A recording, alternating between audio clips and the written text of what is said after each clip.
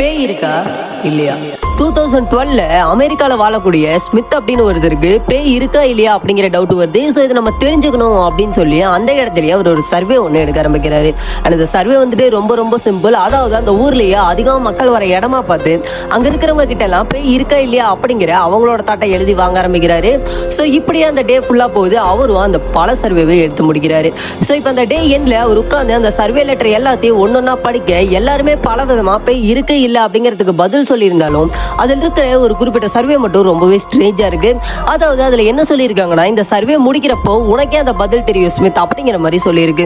So இது ரொம்ப ஸ்ட்ரேஞ்சா இருக்கே அப்படின்னு சொல்லி ஸ்மித் அந்த சர்வே எழுதி கொடுத்தவரோட அட்ரஸை நேரில் போய் பார்க்கலாம்னு முடிவு பண்ணி அதுக்கும் கிளம்புறாரு. ஸோ அடுத்த நாள் காலையில அதுக்கு கிளம்பி அந்த அட்ரஸ்க்கு போய் பார்த்த ஸ்மித்துக்கு ஒரு பயத்தோட கலந்த பெரிய ஷாக்கும் காத்துட்டு இருக்கு.